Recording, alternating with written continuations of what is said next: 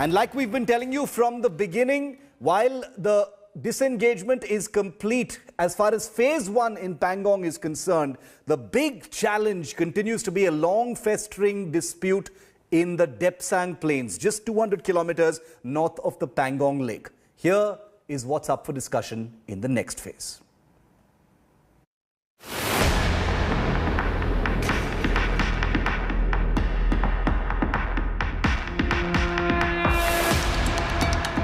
"100% successful. Phase 1 of the India-China disengagement at Ladakh's Pangong sector completed to the satisfaction of both sides. But with decks cleared for the next phase of pullback, the true challenge of the standoff stares us in the face. While the pullback in Pangong, Ladakh has become the face of the de-escalation, the aggressive Chinese military posture 200 kilometers to the north in Ladakh's Depsang area remains the real proverbial mountain to climb. While the 2020 standoff in eastern Ladakh was restricted to the Galwan Valley, Hot Springs, Gogra posts and Pangong So's banks, the Chinese were clearly building up prominently near Depsang in an effort to create a new front. Depsang is a sensitive sector.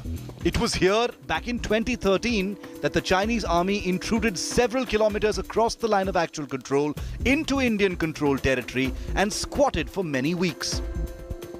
It took a concerted diplomatic push to dislodge what was then a clear attempt to change the status quo just south of the sensitive Karakoram Pass. Depsang remains the trickiest because, as Army Commander Lieutenant General Y.K. Joshi told India Today in an exclusive interview, the perception difference in the LAC is maximum in Depsang. At this point of time, we do not have massive troops amassed on either side, but the Chinese patrols prevent the Indian patrols from going up to patrol points or India's claim line, and the Indian patrols prevent the Chinese from going up to their claim line. Currently, situation is not volatile there. There are no troops, amassed on other side like we were, sitting here on the North Bank and South Bank and Razana Chinla. So it has been agreed as one of the friction points, and post the disengagement that is happening now, we will sit down and discuss and resolve that issue as well. Just months ago, India Today accessed the first clear visual evidence of the Chinese army's concerted mobilization in areas close to Depsang and Daulat Beg Oldi sectors. Satellite photographs from European space assets contain visible evidence of the Chinese build-up that remains to this day. Depsang has become a sector where the two armies are now deployed in some of the most prominent strength in this standoff, including with tank regiments, motorized columns and artillery. Fresh Chinese deployments near Depsang since late August include an additional artillery brigade, field hospital and a complement of vehicle-mounted tactical communication jammers. While both sides remain on their side of the LAC in Depsang, attempts to block patrols have taken place since late May, with the Indian Army mounting its own localized movements to apply counter-pressure on Chinese patrols. While phase 1 of the Ladakh disengagement will undoubtedly inspire confidence, the disengagement in Depsang could be the true proof of China's pullback pudding. With Gaurav Sawant in Leh, Bureau Report, India Today.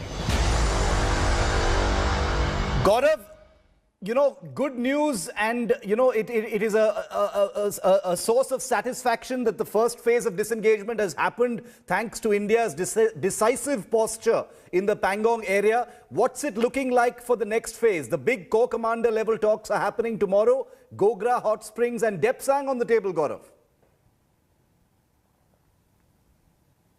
So we have a team of the Ministry of External Affairs that has arrived here. There's a team of the Indo-Tibetan Border Police and of course Lieutenant General P.J.K. Menon. He leads the Indian delegation. He is the Fire and Fury co-commander. Then they talk to Major General Liu Lin on the Chinese side and his delegation. There are very important lessons that have been learnt in phase 1 of the disengagement. Some of those lessons can be implemented should the Chinese come to the talks table with a clean hand and a clean slate on the second leg. Gogra, Hot Spring and Galwan may not be as tricky as Depsang because, as you heard, Lieutenant General Y.K. Joshi, Army Commander, Northern Command, the perception difference at Depsang is the maximum, and it is here that China could well try and threaten our very sensitive border outpost at Daulat Beg Oldi. But apart from all the forces that you mentioned, Shiv, you and I have reported the deployment of the Apaches here, and Chinese respect strength.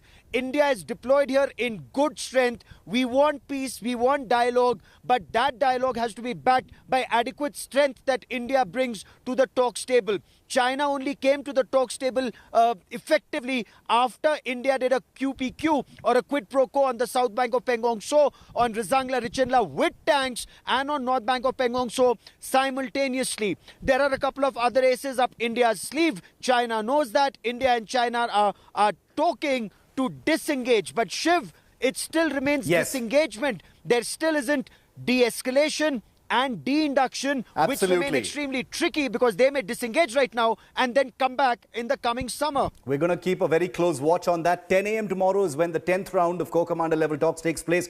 Gaurav will be bringing us the very latest. Gaurav, thanks very much for that. Hi everyone, Preeti Chaudhary here. Hope you like this video. For latest news and analysis, like and subscribe to the India Today YouTube channel. And don't forget to press the bell icon to stay updated. Thank you for watching.